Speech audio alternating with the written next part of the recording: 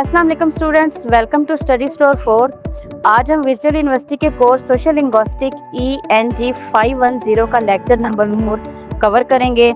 इस लेक्चर में हम स्पीच कम्युनिटीज़, नेटवर्क्स और रेपर्टोराइज जैसी मुख्तलिफ मुश्किल कॉन्सेप्ट्स को बहुत ही आसान अल्फाज में समझेंगे।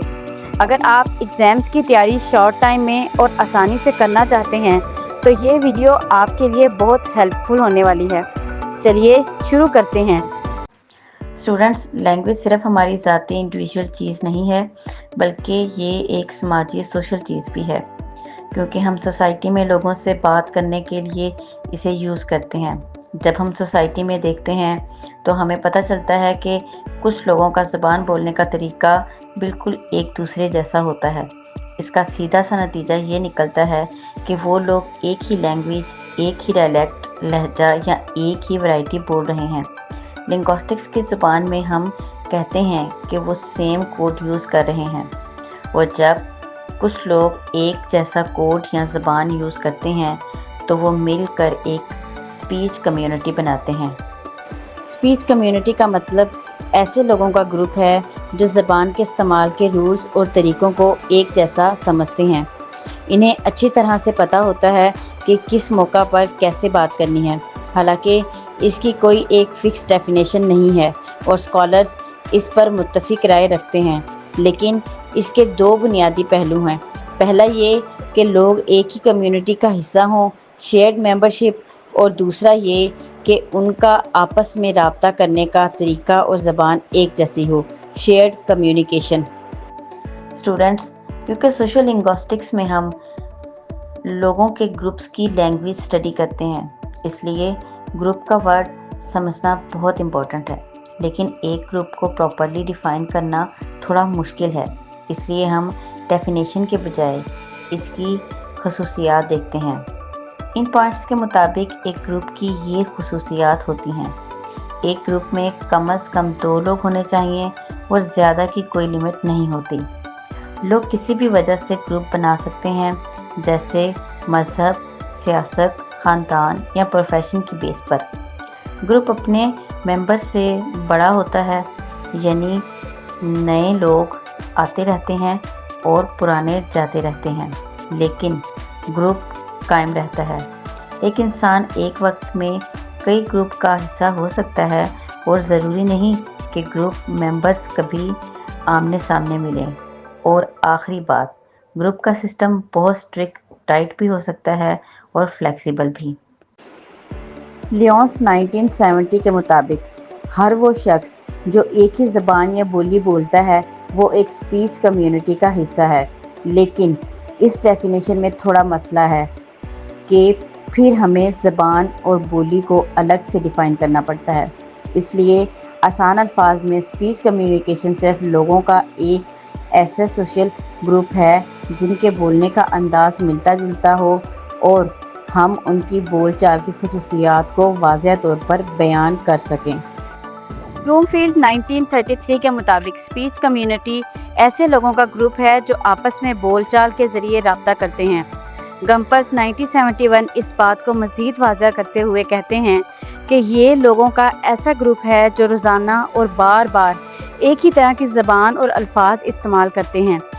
इनकी सबसे बड़ी पहचान ये होती है कि इनका बोलने का अंदाज़ दूसरे ग्रुप से काफ़ी मुख्तलिफ और अलग होता है।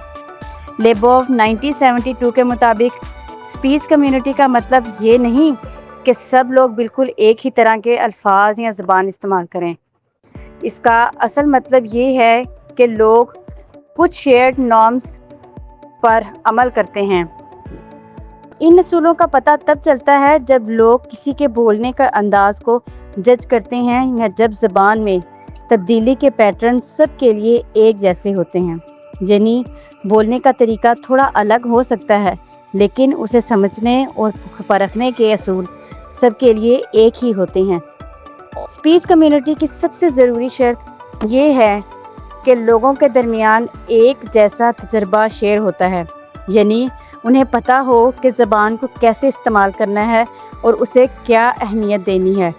सोशल लिंग्विस्टिक्स इसी तरह के ग्रुप्स को स्टडी करते हैं। लियोन्स के मुताबिक ایک ہی زبان یا بولی بولنے والے لوگ اسپیچ کمیونٹی بناتے ہیں۔ ان سب باتوں سے یہ واضح ہوتا ہے کہ اسپیچ کمیونٹی اور لینگویج دو الگ چیزیں ہیں۔ زبان صرف ایک ذریعہ ہے، جبکہ اسپیچ کمیونٹی اسے استعمال کرنے والا خاص سوشل گروپ ہے۔ انگلش آج پوری دنیا میں ساؤتھ افریقہ سے چائنا تک مختلف طریقوں سے بولی جاتی ہے، لیکن سوال یہ ہے کہ کیا یہ سب لوگ ایک ہی اسپیچ کمیونٹی کا حصہ ہیں، کیونکہ یہ گروپس ایک دوسرے سے بالکل الگ اور دور ہیں۔ اس لیے صرف ایک زبان بولنا کافی نہیں، بلکہ ان کے درمیان کچھ اور بھی شیئر ہونا ضروری ہے۔ دوسری طرف سوئٹزر لینڈ اور کینیڈا جیسے مثالوں سے پتہ چلتا ہے کہ ایک ہی اسپیچ کمیونٹی کے لوگ ایک سے زیادہ زبانیں بھی بول سکتے ہیں۔ اس سے یہ ثابت ہوتا ہے کہ اسپیچ کمیونٹی کو صرف زبان کی بنیاد پر ڈیفائن نہیں کیا جا سکتا، کیونکہ زبان اور سماج دونوں آپس میں گہرے جڑے ہوئے ہیں۔ صرف زبان کی خصوصیات لنگواسٹک کریکٹرسٹک کی بنیاد پر کسی گروپ کو اسپیچ کمیونٹی کہنا ناممکن ہے۔ اس کی وجہ یہ ہے کہ لوگ صرف بولنے کے انداز سے ہی اپنی پہچان نہیں بناتے۔ بے شک زبان لوگوں کو ایک دوسرے سے الگ دکھانے میں مدد کرتی ہے، لیکن اس کی ساتھ ساتھ سوشل، کلچرل، پولیٹیکل اور نسل ایتھک فیکٹرز بھی بہت اہمیت رکھتے ہیں۔ یعنی ایک اسپیچ کمیونٹی بنانے کے لیے صرف ایک جیسی زبان ہونا کافی نہیں، بلکہ سماج اور کلچر کا جڑا ہونا بھی ضروری ہے۔ ہم اکثر نیو یارک اسپیچ یا ساؤتھ افریقن اسپیچ جیسے ایکسپریشنز استعمال کرتے ہیں۔ اس کا مطلب یہ ہے کہ ہمارے ذہن میں ایک خیال ہوتا ہے کہ اس خاص جگہ کا رہنے والا عام بندہ کیسے بولتا ہوگا۔ یہ چیز واضح کرتی ہے کہ کسی خاص اسپیچ کمیونٹی کا حصہ ہونے کا کیا مطلب ہے، اور لوگ کیسے کسی کے بولنے کے انداز سے اس کی کمیونٹی کا اندازہ لگاتے ہیں۔ شہروں کی بڑھتی ہوئی آبادی کی وجہ سے زبان کی پرانی حدیں ختم ہو رہی ہیں اور لوگ ایک سے زیادہ زبانیں یا بولیاں بولنے لگے ہیں۔ لندن جیسے بڑے شہر میں کوئی شخص کون سی بولی سیکھتا ہے، اس کا دار و مدار اس کے سوشل کلاس پر ہوتا ہے۔ لندن میں 300 سے زیادہ زبانیں بولی جاتی ہیں، اس لیے ہم اسے ایک سنگل اسپیچ کمیونٹی نہیں کہہ سکتے، کیونکہ یہ بہت بڑا اور بنتا ہوا شہر ہے۔ اگر ہم اسے چھوٹی کمیونٹیز میں بانٹیں تو سوال یہ پیدا ہوتا ہے کہ کیا وہ علاقے، مذہب یا پیشے کی بنیاد پر ہیں؟ یعنی زبان کا تعلق ان سماجی فیکٹرز، سوشل فیکٹرز سے کیسے جڑا ہے، یہ سمجھنا ضروری ہے۔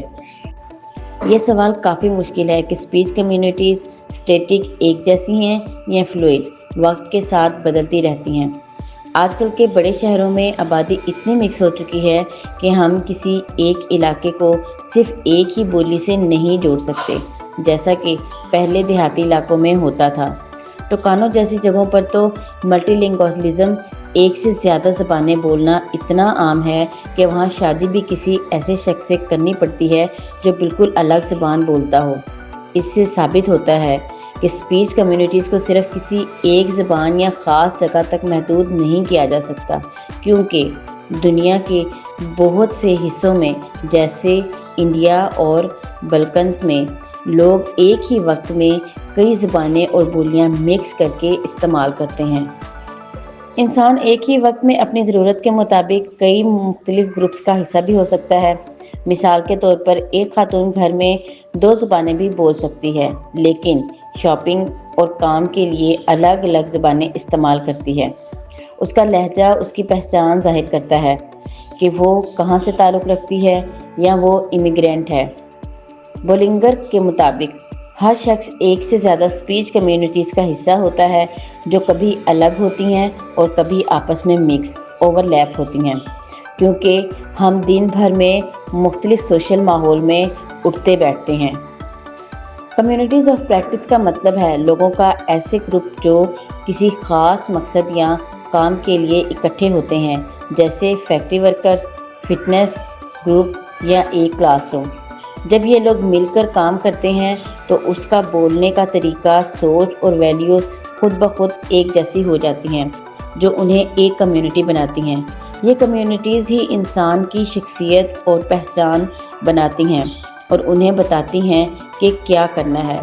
یاد رہے کہ یہ گروپس ہمیشہ بدلتے رہتے ہیں اور انسان کی پہچان بھی سچویشن کے مطابق بدلتی رہتی ہے۔ کبھی اس کے لیے اس کا مذہب ضروری ہوتا ہے تو کبھی اس کا پیشہ یا علاقہ۔ کچھ لنگوسٹکس جیسے چومسکی نے ایک ایسا آئیڈیل کمیونٹی کا تصور دیا تھا جہاں سب ایک ہی طرح کی زبان بولتے ہیں، لیکن حقیقت میں ایسی کوئی جگہ نہیں ہوتی۔ اصل دنیا میں صرف زبان کی بنیاد پر کسی گروپ کو ڈیفائن کرنا ناممکن ہے، کیونکہ لوگ اپنی پہچان بنانے کے لیے سوشل، کلچرل اور پولیٹیکل فیکٹرز کا سہارا بھی لیتے ہیں۔ ہماری بول چال سے ہماری عمر، جنس اور سوشل کلاس کا پتہ چلتا ہے، جو سماج کو چلانے کے لیے ضروری ہے۔ اس لیے اب یہ سوال اٹھتا ہے کہ کیا اسپیچ کمیونٹی کا لفظ کافی ہے یا ہمیں گروپ یا کمیونٹی آف پریکٹس جیسے بہتر الفاظ استعمال کرنا چاہیے، کیونکہ ہر ٹرم کا اپنا ایک الگ اثر ہوتا ہے۔ ایک شخص سماج میں دوسرے لوگوں سے کیسے جڑا ہوا ہوتا ہے، اسے سمجھنے کا ایک بہترین طریقہ سوشل نیٹ ورکس کو دیکھنا ہے۔ اس کا مطلب یہ ہے کہ ایک انسان کب اور کیسے دوسرے لوگوں سے رابطہ کرتا ہے۔ یہ نیٹ ورکس مختلف طرح کے ہو سکتے ہیں۔ کبھی سب لوگ آپس میں برابر جڑے ہوتے ہیں تو کبھی ایک ہی شخص سب کا مین کنیکشن ہوتا ہے، اور کبھی ہم کسی تیسرے بندے کے ذریعے کسی سے ملتے ہیں، جیسے اے سی کے ذریعے ای سے ملتے ہیں۔ ان نیٹ ورکس کو دیکھ کر ہمیں اندازہ ہوتا ہے کہ ہمارے سماجی تعلقات کتنے گہرے یا کمزور ہیں اور ہم کس طرح ایک دوسرے سے جڑے ہوئے ہیں۔ لنگوسٹک ریپرٹوئر کا مطلب ہے وہ تمام زبانیں، بولیاں یا لہجہ جو ایک انسان کو آتی ہیں اور وہ انہیں موقع کی مناسبت سے صحیح طرح استعمال کر سکتا ہے۔ ہر شخص کا اپنا ایک مخصوص ریپرٹوئر ہوتا ہے جو اس کی بات کرنے کی صلاحیت کو ظاہر کرتا ہے۔ پلیٹ اور پلیٹ کے مطابق اسپیچ ریپرٹوئر ان بولیوں کو کہتے ہیں جو پوری کمیونٹی کے لوگ مل کر استعمال کرتے ہیں، جبکہ وربل ریپرٹوئر وہ خاص زبانیں یا ورائٹیز ہیں جو ایک اکیلے شخص اپنی ضرورت اور ماحول کے مطابق بولنے کی قوت رکھتا ہے۔ تو اسٹوڈنٹس، یہ تھا ہمارا آج کا لیکچر۔ امید ہے کہ اب آپ کو اسپیچ کمیونٹیز اور ان کی مختلف ڈیفینیشنز اچھی طرح سمجھ آ گئی ہوں گی۔ اگر آپ کا کوئی بھی سوال ہو تو نیچے کامنٹ سیکشن میں ضرور پوچھیں۔ مزید لیکچرز کے لیے ہمارے چینل اسٹڈی اسٹور 4 کو سبسکرائب کریں اور بیل آئیکن دبانا مت بھولیے گا تاکہ آپ کو ہر نئے لیکچر کی اپڈیٹ ملتی رہے۔ ملتے ہیں لیکچر 5 میں، تب تک کے لیے اللہ حافظ۔